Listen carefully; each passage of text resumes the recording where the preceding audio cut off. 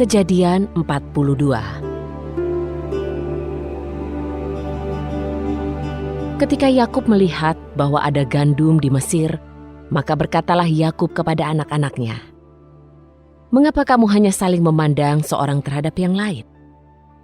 Dan ia berkata, "Lihatlah, aku telah mendengar bahwa di Mesir ada gandum. Pergilah ke sana dan belilah untuk kita dari tempat itu, supaya kita tetap hidup dan tidak mati." Lalu pergilah ke 10 saudara Yusuf untuk membeli gandum dari Mesir. Tetapi Benyamin, adik Yusuf, tidak disuruh oleh Yakub untuk pergi bersama saudara-saudaranya, karena ia berpikir, jangan-jangan ia akan mengalami celaka.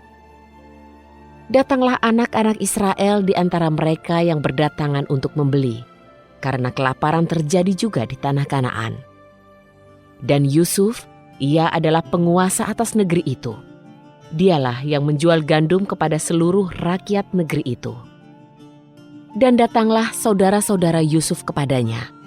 Lalu mereka sujud kepadanya dengan wajah sampai ke tanah.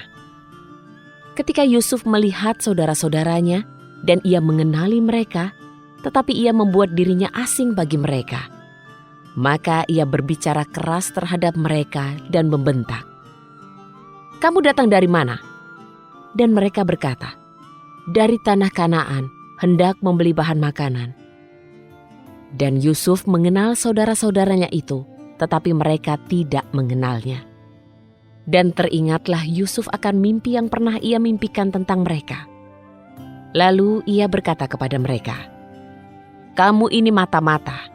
Kamu telah datang untuk memata-matai kelemahan dari negeri ini."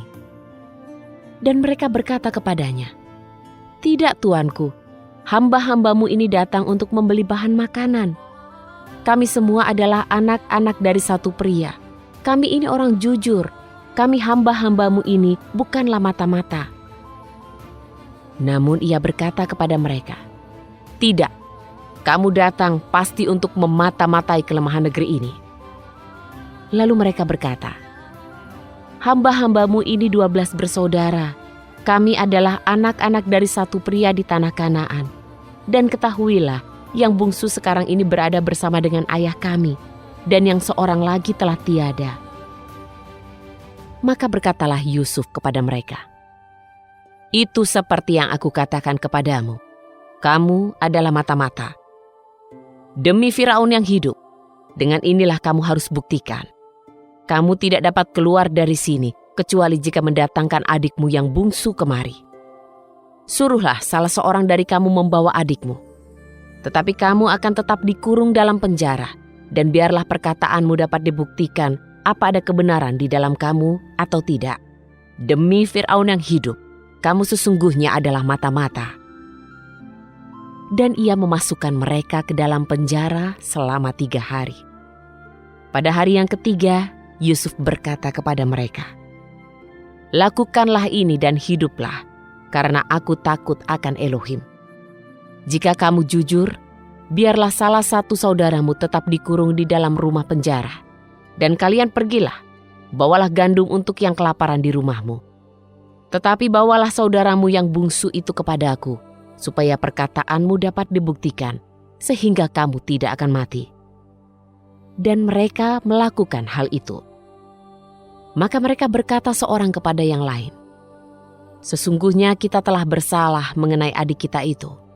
Kita telah melihat kesesakan jiwanya ketika ia memohon belas kasihan kepada kita, tetapi kita tidak mendengarkannya. Itulah sebabnya kesesakan ini menimpa atas kita."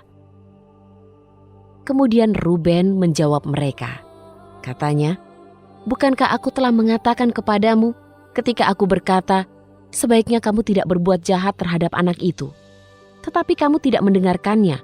Maka lihatlah, darahnya pun dituntut daripada kita." Namun mereka tidak mengetahui bahwa Yusuf mengerti yang mereka bicarakan, karena ia bicara kepada mereka melalui seorang penerjemah. Lalu ia berpaling dari hadapan mereka dan menangis. Kemudian ia kembali kepada mereka dan berbicara kepada mereka, dan mengambil Simeon dari antara mereka, lalu membelenggunya di depan mata mereka. Dan Yusuf memerintahkan, Maka orang mengisi wadah-wadah mereka dengan gandum dan mengembalikan uang mereka masing-masing ke dalam karungnya dan memberi bekal untuk perjalanan mereka. Demikianlah orang melakukannya kepada mereka. Dan mereka menaikkan gandum ke atas keledai mereka, lalu berangkat dari sana. Ketika salah seorang membuka karungnya untuk memberi makan keledainya di tempat penginapan, maka ia melihat uangnya, tampaklah di dalam mulut karungnya. Dan ia berkata kepada saudara-saudaranya, "Uangku telah dikembalikan, dan lihatlah, bahkan ada di dalam karungku." Dan memudarlah semangat mereka dan merasa takut sambil berkata seorang terhadap yang lain, "Apakah yang telah Elohim perbuat atas kita ini?"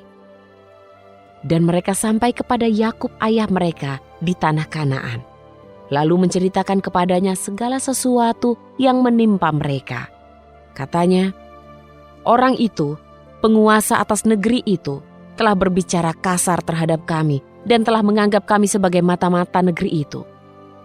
Tetapi kami berkata kepadanya, 'Kami orang jujur, kami bukanlah mata-mata. Kami 12 bersaudara, anak-anak laki-laki ayah kami, yang seorang telah tiada dan yang bungsu sekarang bersama ayah kami di tanah Kanaan.' Lalu orang itu, penguasa negeri itu, berkata kepada kami, 'Dengan ini aku akan mengetahui bahwa kamu adalah orang jujur. Tinggalkanlah seorang saudaramu bersamaku. Ambillah gandum untuk yang lapar bagi seisi rumahmu dan pergilah. Kemudian bawalah saudaramu yang bungsu itu kepadaku. Maka aku mengetahui bahwa kamu bukanlah mata-mata, tetapi kamu orang jujur. Aku akan mengembalikan saudaramu kepadamu, dan kamu boleh menjelajah negeri ini.' Dan terjadilah ketika mereka mengosongkan karung-karung mereka, maka tampaklah pundi-pundi uang di dalam karungnya masing-masing. Lalu ketika mereka dan ayah mereka melihat pundi-pundi uang itu, maka ketakutanlah mereka.